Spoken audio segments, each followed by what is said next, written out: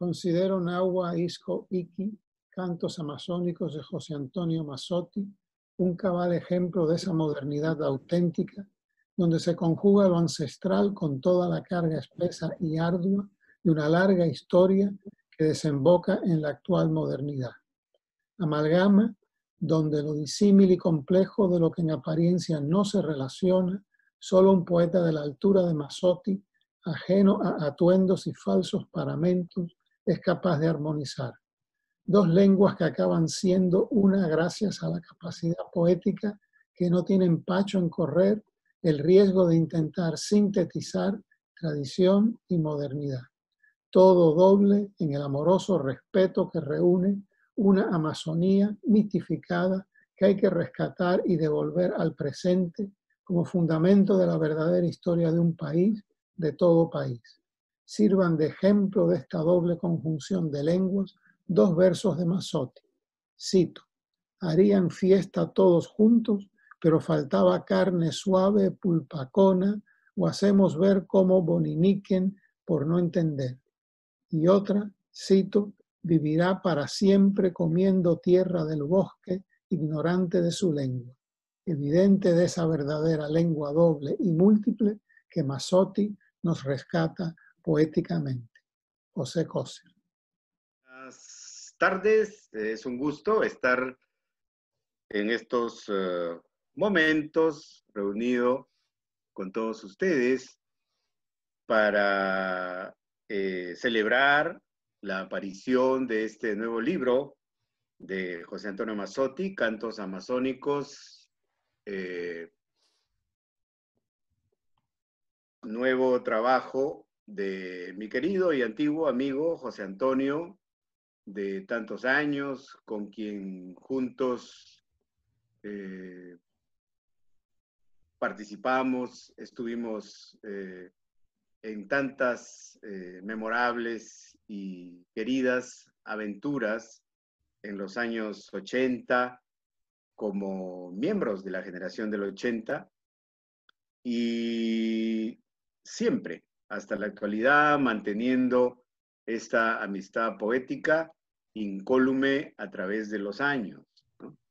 Me es muy grato celebrar, como decía, la aparición de este nuevo libro de poemas, en donde la modernidad, a través del texto, se fusiona con esta visión étnica ancestral de una comunidad nativa de la selva amazónica del Perú, esta etnia Isconagua, que José Antonio ha trabajado en el plano de la lingüística, pero también recogió mitos y leyendas de esta cultura que él ha interiorizado y entonces ahora nos entrega estos poemas que sintetizan la visión del mundo de estos mitos amazónicos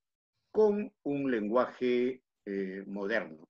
Entonces, lo ancestral y la modernidad están fusionados con el talento y la brillantez que nos tiene acostumbrados, por lo cual me complace en saludar este nuevo libro de José Antonio, que vendrá a enriquecer su ya extensa y proficua labor tanto de investigador como del gran poeta que para mí siempre fue y siempre será.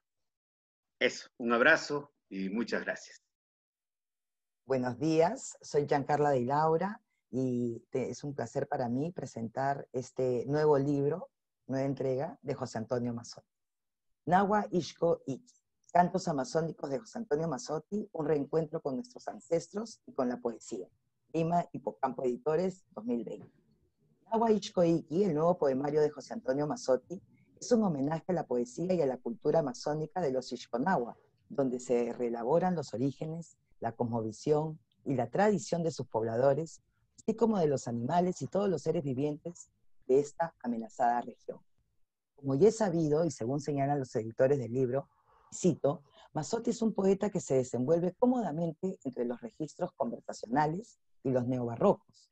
Compuso el presente volumen a partir de una labor de documentación de varios años con la comunidad Ixconagua de la selva de Ucayali, Perú. Los cantos y relatos de ese grupo en proceso de desaparición fueron adaptados y transformados para llegar a un público ajeno, pero conservando su esencia mágica y su sabiduría ancestral sobre la naturaleza. Estos poemas constituyen un triunfo contra el olvido y un alegato por la supervivencia armónica de los humanos con su casa grande, que es la tierra. Fin de cita. El libro comienza así, como un aviso al lector, donde se le previene sobre algunos datos relevantes y donde dos partes con un total de 17 textos poéticos. En el aviso al lector, el poeta nos informa que algunos de los temas de este poemario derivan de la recolección de relatos fundacionales que él realizó junto con un equipo de investigadores para un proyecto de documentación en la selva de Ucayali. De este modo, lo que José Antonio Mazzotti hace es recrear y regenerar esos mitos y leyendas, dándoles nueva vida a través de una forma poética sumamente original, la del canto narrativo, un género poco ensayado en la poesía peruana oficial. Sin embargo, en muchos casos Mazzotti desarrolla temas que no están en la recopilación en la que se basa y que derivan enteramente de su propia imaginación, ampliando así el universo poético de la tradición popular. Por eso, el mismo poeta nos dice, y cito, entre la poesía y el relato mítico, es una de las formas más antiguas de la poesía, los cantos de este libro se fueron construyendo libremente, en su mayor parte inspirados en narraciones ya existentes, pero transformándose de acuerdo con mi propio ritmo y sentido de la composición, a veces citando y muchas otras inventando. Los legítimos transmisores de estas historias son los últimos hablantes del Ixconagua, hermosa lengua de la familia Pano en la Amazonía peruana. Juana Rodríguez Mesa, Pibi, Agüín, Nelita Rodríguez Campos, Nahua, Nica, Isabel Campos Rodríguez, Quiste, Pablo Sangama Rodríguez, Winnie Quera, José Pérez Rodríguez, Chibi Canguá y Germán Campos Rodríguez, mis gracias más profundas. Lo que yo ofrezco aquí es apenas un recuerdo cifrado de algunas de sus historias. El resto, solo un regreso a las costas. Fin de cita. Hecha esta advertencia que reconoce el origen específico de algunos de los temas del libro, la primera parte se titula Cantos Amazónicos y está compuesta por 16 poemas. La segunda sección se llama El río místico y está configurada por un solo poema que lleva el mismo nombre. Con este libro dedicado a la región de la selva en sí, Mazzotti nos ofrece una mirada a las distintas preguntas y explicaciones que surgen al enfrentarnos a una nueva cultura y región. Una de las grandes innovaciones de este libro en el discurso poético es la cantidad de términos que son propios de la lengua Ixconagua, una de las 17 que sobreviven dentro de la familia Pano, aunque casi todas se encuentran en peligro de extinción. Mazzotti adapta ese nuevo vocabulario y lo integra a su lenguaje de manera natural, dando así, a su estilo, una plasticidad especial y una complejidad propia del tránsito. El libro está encabezado por un epígrafe que dice, cito, a la tarde de la vida te examinarán en el amor, y cuya autoría corresponde a San Juan de la Cruz, la figura más alta de la poesía mística española, hasta el punto de ser apodado el Doctor Místico. En sus versos, este gran poeta expresó la importancia y el poder del amor, enseñanza que Mazzotti recoge para resemantizarla y encauzarla en el amor hacia los más vulnerables y hacia la naturaleza en general, con todos sus seres vivos, humanos y no humanos. En ese sentido, Nahua Ixcoiqui representa una forma de continuidad con el poemario anterior de Mazzotti, Apocalipso, Palabras de la Bruma, publicado en el 2015. Es un poderoso testimonio sobre la decadencia del mundo natural como producto del calentamiento global y un llamado a reaccionar frente a su desaparición. Desde el poema inicial de Nahua Ixcoiqui se nota la presencia de versiones originales de la cultura Ixconagua para reformular la creencia de sus orígenes y del papel de sus especies biológicas en el mundo actual. Asimismo, muchos de estos poemas tienen como base alguna historia fundacional, alguna explicación para entender ese mundo completamente distinto al occidental. El sujeto poético, cual chamán, expresa mediante un temple de ánimo firme y maduro el propósito de desarrollar algunas narraciones orales que brindan grandes aprendizajes, como por ejemplo el origen de las manchas de la luna, o por qué las ardillas huyen de los hombres, o la sonoridad del trueno y la luminosidad del rayo, o la presencia de seres mitológicos como el Simpira y el Chuyachaki, o el amor prohibido entre un hombre y un pelejo o perezoso gigante. Es impresionante la riqueza y colorido que surgen de los poemas. En uno de ellos, que lleva por título Idilio del sapo Inchinca, encontramos un relato edificante, con un uso magistral de imágenes grotescas desde las que el miedo puede surgir al no seguir los valores morales de la comunidad. Es a través de la figura del sapo y de los ruidos que éste emana que la voz poética advierte sobre la presencia de esta figura al servir de elemento de susto para los infantes y los niños que no hacen caso. Otro poema de gran intensidad es el canto del yaguayagua y del huangana, puesto que por no obedecer y no seguir los valores morales, los seres humanos pueden terminar como chanchos de la selva o huanganas. Todos los poemas de la primera parte encierran ese amor a la naturaleza, esa celebración a los cantos amazónicos, donde se hace un homenaje a las figuras de la selva y brindan nuevas cosmogonías, revitalizando las narraciones orales surgidas en esta cultura. El mecanismo de la transfiguración tan propio de la poesía reluce de manera abundante, constituyendo a este libro como una nueva metamorfosis ovidiana, que rescata siglos de sabiduría y sensibilidad de culturas que anteceden en mucho a la llegada de los europeos al Nuevo Mundo.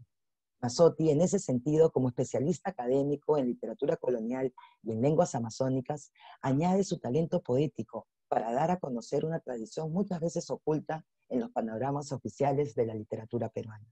La segunda sección tiene como único poema un texto largo titulado El río místico. La alusión es doble. Se trata en primer lugar del río así llamado en la ciudad de Boston, en la que Mazzotti reside desde hace más de 20 años.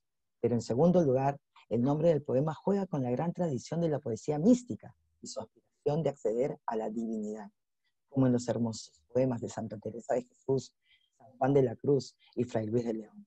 El poeta chamán Mazzotti introduce así una nueva mística, la de la reconstrucción del universo amazónico y la gloria de la creación divina, a pesar del caos y la degradación de la urbe moderna. Nos enfrentamos pues a un sujeto poético que se ve reflejado en ese río, en cuyo caudal convergen como pobladores de una comunidad cada especie en extinción, y donde cada uno tiene una labor especial y una presencia fija gracias al ritmo poético de la palabra cantada. Nuevamente, José Antonio Mazzotti recurre a su experiencia como poeta e investigador de estos espacios para contribuir a las letras peruanas y ofrecernos la cosmovisión, las tradiciones y sobre todo las reflexiones que suscitan nuestras ricas culturas originales. Una gran labor del poeta y una gran contribución a este libro, cuyo título de Nawa Ixco Iki significa simplemente soy del pueblo o de la gente Isco. Mediante este gesto el poeta toma partido por los pueblos ancestrales del Perú, por su riqueza cultural y por su supervivencia pese a las enormes injusticias históricas que aún los oprimen. Este libro es, desde todo punto de vista, un aporte a la visión ecologista y humanista de nuestra existencia, y un alegato elocuente para apreciar la belleza de la poesía inherente al conocimiento milenario. En suma, estamos ante uno de los mejores y más trascendentes libros de poesía publicados en el Perú en los últimos años. Muchas gracias. ¿Cómo están? Es un gran gusto encontrarme frente a ustedes para poder compartir algunos poemas de este libro, Nawa Ixco Iki, recientemente publicado por Hipocampo Editores y que se presenta en esta feria número 13 del libro de Tarapoto. Un lugar que para mí es muy querido y del que guardo recuerdos innombrables porque corría en las aguas del río, cazaba hormigas, me deleitaba con el mundo alrededor de lo que entonces, en los años 60, era Tarapoto, todavía una pequeñísima ciudad sin asfalto y a veces sin electricidad. Yo viví varios meses, a mis 5 años, en la ciudad de Tarapoto y no he podido volver, pero pienso hacerlo y quizá esta sea una forma de adelantar ese viaje. Cuando Teófilo Gutiérrez, el editor del libro, me sugirió que presentara este nuevo poemario en la feria, pues inmediatamente acepté, tratándose de Tarapoto. Así que aquí estoy y voy a leerle solamente algunos poemas para limitarme al tiempo acordado. Luego de lo que ya han dicho José Coser, Roger Santibáñez y Giancarla Di Laura, pues no falta explicar mucho, excepto que reitero mi agradecimiento al editor, por supuesto, a Teófilo Gutiérrez, a los organizadores de la Feria del Libro de Tarapoto, pero por encima a los amigos y informantes, ¿no? Transmisores de las historias que he recogido en este libro, transformándolas continuamente, ¿no? En un lenguaje que se adapta más a las exigencias de la poesía moderna. No son todos los poemas, los 17 poemas del libro, derivaciones de relatos fundacionales recogidos durante muchos años de trabajo de campo con la comunidad Esconagua, en la zona de Callería, en Ucayali, sino que, digamos, la mitad de ellos sí tienen un tema común, pero los otros poemas son recreaciones de historias a veces inventadas. Entonces, es un libro que no obedece tanto a la preocupación etnográfica como al deleite poético, ¿no? Eso es lo que he intentado hacer y representa, creo yo, una nueva etapa en mi producción poética. Quiero comenzar por uno de los textos que sí se basan en la tradición oral isconagua. Esta ha sido recogida en un volumen que lleva el mismo nombre, ¿no? Tradición Oral Isconagua, coeditado por mí y dos lingüistas, antropólogos notables de las nuevas generaciones, Roberto Sariquié y Carolina Rodríguez Salza. Así que a ellos también extiendo mi agradecimiento por su constante apoyo, su labor, su profesionalismo durante estos años de documentación de la cultura y la lengua isconagua. El primer poema se llama El canto de las manchas de la luna y dice así: hermosa como un cántaro marchaba al río Pigüinicá. Sus piernas tahuarinas relumbraban con azúcar de cedro. En las flores del achiote se elevaban sobre las chuchupes y dejaban en las cochas de diamante su gusto de jazmín. Era tanto su encanto que los colibríes le zumbaban al oído y el deseo como un fuego se prendía en el pecho de su hermano Churu. Una noche la sorprende durmiendo, desnuda al calor de la cocona. Se desliza entre sus piernas de agua y manto, y en cada estrella, por semanas. Pero Pigüinica no lo sabía, no conocía a su amante. Delirando con pociones de brujo, Churu reptaba como una boa en la sombra, reía con el sabor de la fruta más dulce que todos deseaban. Pigüinica, en la neblina, guardó fuerzas y pintó la cara del oscuro con huito. Después se durmió, pero recordaba que un hombre al día siguiente buscaría con la cara manchada. Pasaron muchos, 15, 30, ni uno solo mostraba la cara manchada, hasta que por la tarde el último en volver de la casa era Churu, y tenía la cara manchada. «Fue mi hermano», dijo Piwi, y lloró. Llamó a su madre Wari, le pidió consejo. Desde el cielo el sol, su madre, le confió su voz. Caía la noche y atisbaron un monocoto balanceándose lejos. «Vayamos a cazarlo», dijo Pigüinica. Subieron 4 hombres. Churu fue el primero. De arriba soltaba los pedazos del coto, uno por uno. Brazos y cabeza cayeron bajo el filo del cuchillo. Harían fiesta todos juntos, pero faltaba carne suave, pulpacona. Pigüinica avistó otro mono, o eso dijo, y subió un joven valeroso, y los brazos y piernas del hermano cayeron como frutas rojas sobre la alfombra de las bocón higo, cabezonas y hambrientas. En su caje, encerrados, tendieron las centellas en el terciopelo, y un grito extraño de otro mundo se acercaba. Los llamaba con furia y venganza. La cabeza de Churu volaba hacia ellos. Tuvieron que sellar las puertas, los requicios, para que Churu no entrara con su rabia de lupuna. «Seré come gente», aullaba. «Lupuna, ¿quién me ha descuartizado?» Y Pigüinica y su campeón temblaban. Pero Wari decidió llegar temprano y Churu se escapó hacia el cielo, iluminándolo. Hasta hoy resplandece con sus manchas de huito. Como se ve, este es un poema sobre el origen de las manchas de la luna, que es un tema recurrente en mi poesía.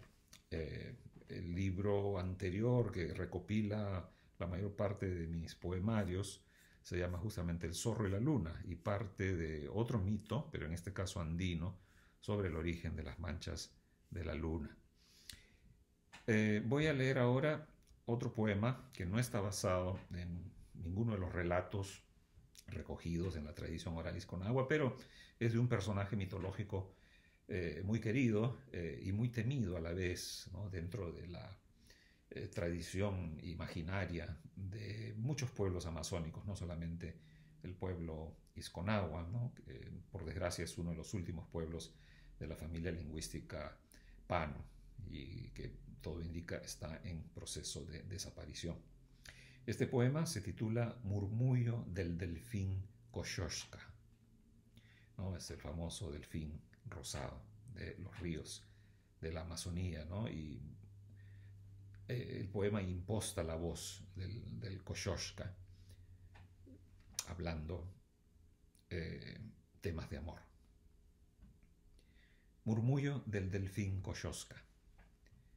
Tengo el bosque más bonito de la selva y con él puedo mostrarte sus delicias profundas. Déjame que te bese con mi lengua de gamuza y mi carachama limpie con su boquita todo rastro de flor antigua. Sus aletas ventilando el lecho del lago de algodón, su cruz como un cuadrado cubierto de chocolate. En mi pecho rosado dibujarás los caminos perdidos en sueños y prenderé los cirios de la nueva iglesia por ser la estrella más hermosa que mis ojos vieran.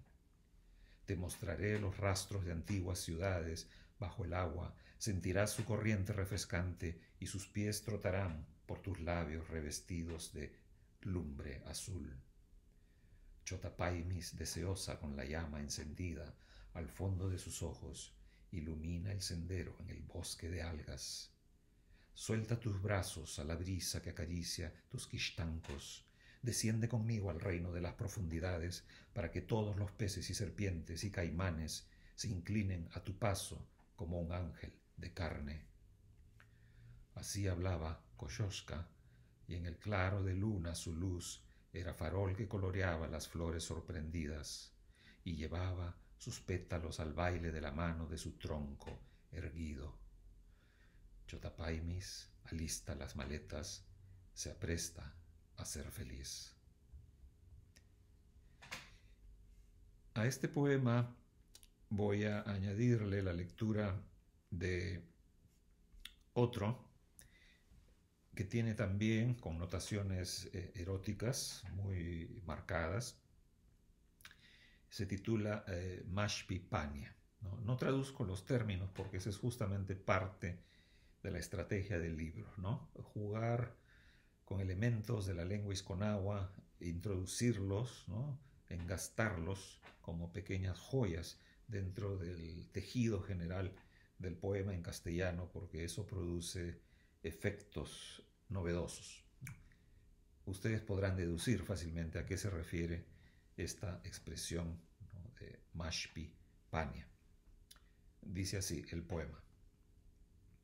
Soy el único molúsculo creado exclusivamente para el placer. Me contento con que me toquen los choroques y sus alas finas, su canto matutino y su saliva en flor. Con eso me doy por contento y deambulo por las esquinas derramando azar. Levanto la marea de la noche con mis faldas rojas, ondeando soberano en la colina de canela piedra. Soy el único pajataro que canta en traje de noche, flotando sobre la maleza con mis alas de achiote, sensible ante la brisa que eriza mi grupa gostosa. Camino de 100 días en la brújula del sol ardiente, sabedor de los secretos de los grillos gigantescos y su violín antiguo, su voz más fina que una gota de lluvia. Hacia ella me encamino religiosamente.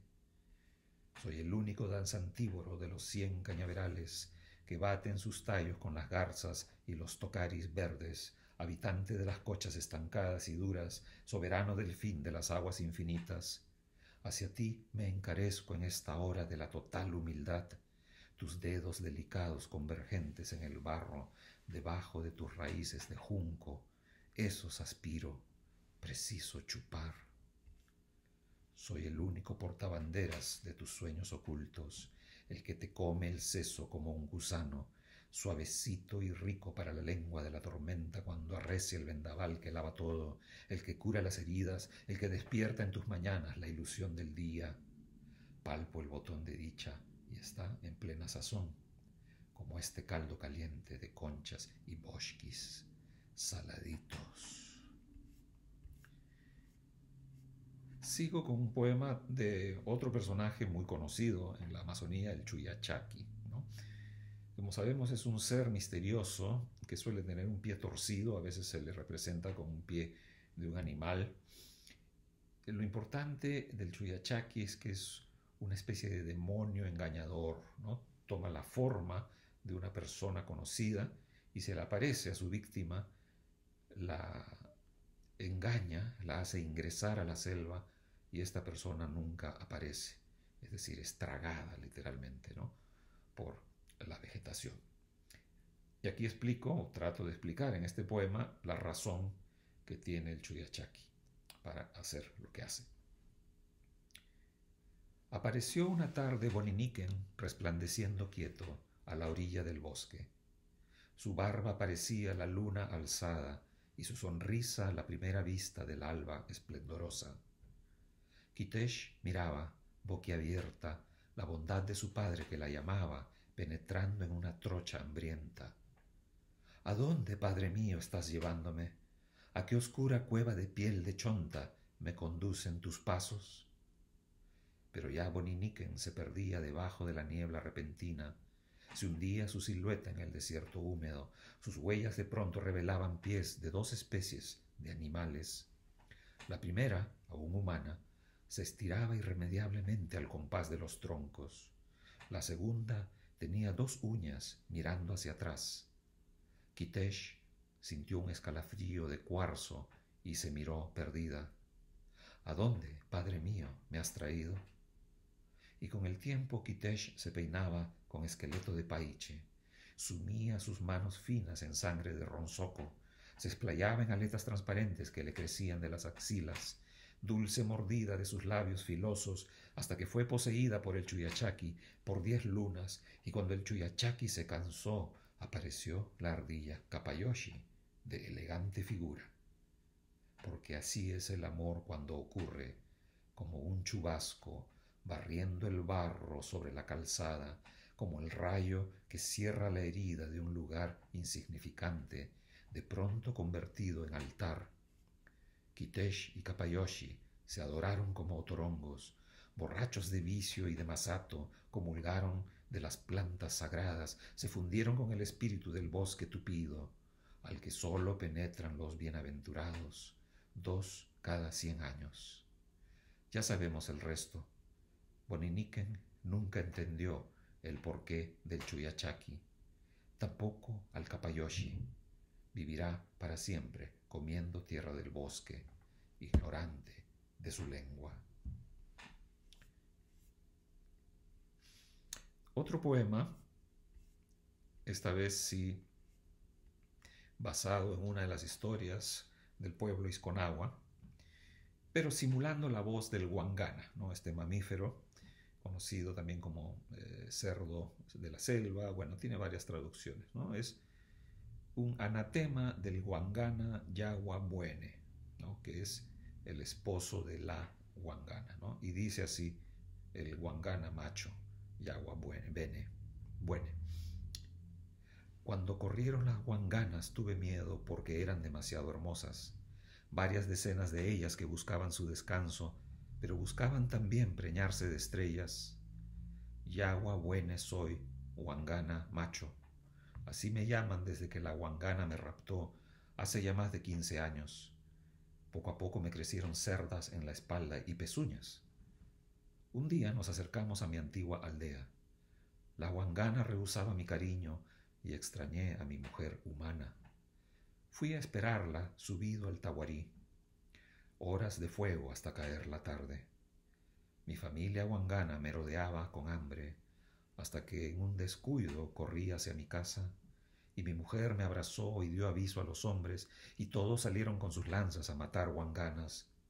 «Este es mi hijo», me decía, «este es mi sobrino». Yo no comí nada. Era como morderme a mí mismo. Pero los hombres así las devoraron. Vi pies queridos molidos en 1000 tiras. Ahora detesto a los hombres, bestias abominables, animales 1000 veces, malditos. Y quiero terminar con el poema que cierra el libro, que es un poema algo distinto, en el sentido de que no está basado en uno de los relatos recogidos o en una historia propiamente amazónica, sino que es un poema que habla más bien de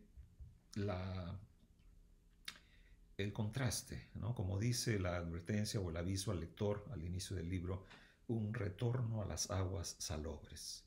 Es decir, es un poema ya no ubicado en la selva, sino en la ciudad, ¿no? Se titula El río místico, en buena medida porque el libro tiene un tono místico general, un tono panteísta, shintoísta, de diálogo con la naturaleza como entidad viva, como entidad inteligente.